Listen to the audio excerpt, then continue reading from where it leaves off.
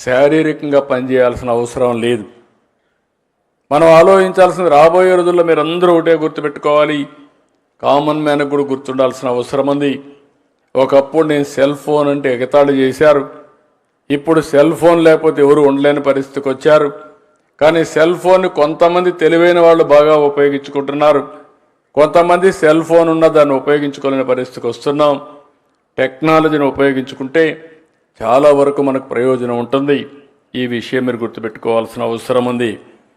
ఇక్కడికి వచ్చినప్పుడు ఇవన్నీ ఒక ఎత్తు అయితే, గవర్నమెంట్ అయితే ప్రతి ఒక్కరికి ఇంటి జాగా ఇవ్వడం, ఇల్లు కట్టేయడం, గ్యాస్ ఇవ్వడం, మంచినీళ్ళు ట్యాప్ పెట్టి ఇవ్వడం, మరుగుదొడ్డి కట్టడం, ఇంకొక పక్క సోలార్ కానీ కరెంటు కానీ ప్రతి ఒక్క ఇంటికి ఇవ్వడం, ఇంకొక పక్క డిజిటల్ కనెక్టివిటీ ఇవ్వడం, ఇంకొక పక్క ఈరోజు ఇవన్నీ చేసి ఒక ఫ్యామిలీ ఒక ఆంటర్‌ప్రెన్యూర్ అనే కార్యక్రమం తీసుకుంటున్నాం. ఇవన్నీ చేసిన తర్వాత కూడా ప్రభుత్వ బాధ్యతగా ప్రభుత్వం చేస్తున్నాం. అయితే ఇంకా ఆర్థిక అసమానతలు తగ్గుతాయంటే దీనికి సమయం పడుతుంది. దానికోసమే ఈరోజు ఒక వినూత్నమైన కార్యక్రమం P4 ఇప్పుడే కొంతమంది మాట్లాడారు. ఒక పక్క మార్గదర్శి, ఒక పక్క బంగారు కుటుంబం.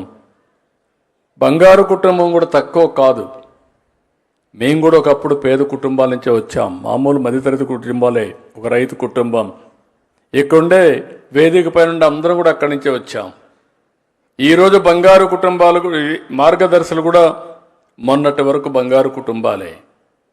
వాళ్ళకు అవకాశాలు వచ్చాయి, సద్వినియోగం చేసుకున్నారు, ఈరోజు పైకి వచ్చారు. అందుకని ఈరోజు ఈ కాన్సెప్ట్ అనేది నేను మీకు ఒకటే విజ్ఞప్తి చేస్తున్నా.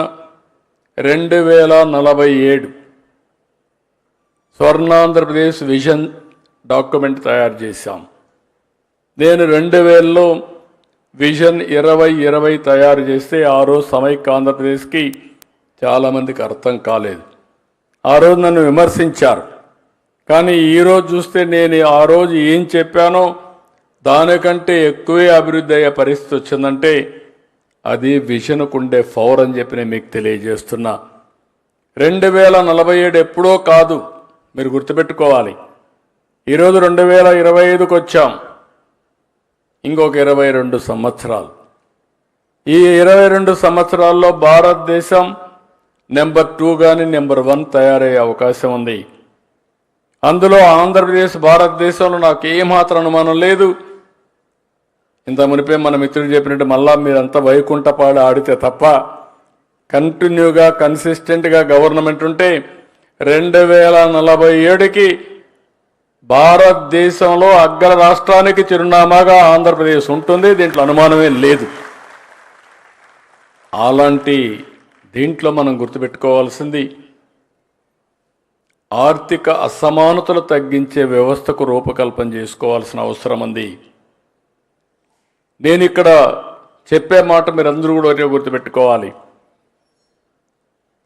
సమాజంలో కొన్ని కారణాల వల్ల, ఆర్థిక సామాజిక రాజకీయ కారణాల వల్ల కొన్ని కులాలు కొన్ని ప్రాంతాలు పైకొచ్చాయి, కొన్ని కుటుంబాలు పైకొచ్చాయి, కొన్ని కుటుంబాలు ఇంకా అక్కడే ఉన్నారు.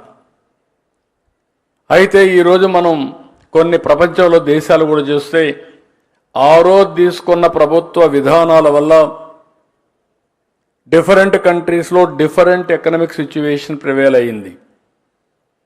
ఈరోజు నేను గర్వపడుతున్నాం, అటు కేంద్రం ఇటు రాష్ట్రం తీసుకున్న నిర్ణయాల వల్ల ఆర్థిక అసమానతలు తక్కువ ఉండే దేశాల్లో ప్రపంచంలో మనం 4వ స్థానంలో ఉన్నామంటే అది దేశం యొక్క గొప్ప విషయం. ఇది నరేంద్ర మోడీ గారు సాధించిన విజయం అని చెప్పి కూడా నేను మీకు తెలియజేస్తున్నా. దీన్ని నేను తీసుకొచ్చిన పాలసీ మీరు చూస్తే పేదరికం లేని, ఇప్పుడు అందరం కూడా మనం వరల్డ్ బ్యాంక్ రికార్డుల ప్రకారం వరల్డ్ బ్యాంక్ ఇచ్చిన ఇది చూస్తే $2 a day ఆదాయం ఉంటే అది పేదరికం నుంచి పైన లెక్కలు వేశారు. ఆ నామ్స్ ప్రకారం అయితే మన దగ్గర 8% 5% వస్తారు. నేను ఆలోచించేది ఒక 20% లాస్ట్ మైల్లో ఉండే కుటుంబాలు ఆర్థికంగా వెనుకబడి ఉన్నాయి.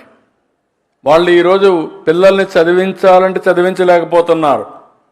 అనారోగ్య సమస్య వస్తే సరైన ఆరోగ్యం కోసం డబ్బులు కూడా లేని పరిస్థితి వస్తూ ఉంది.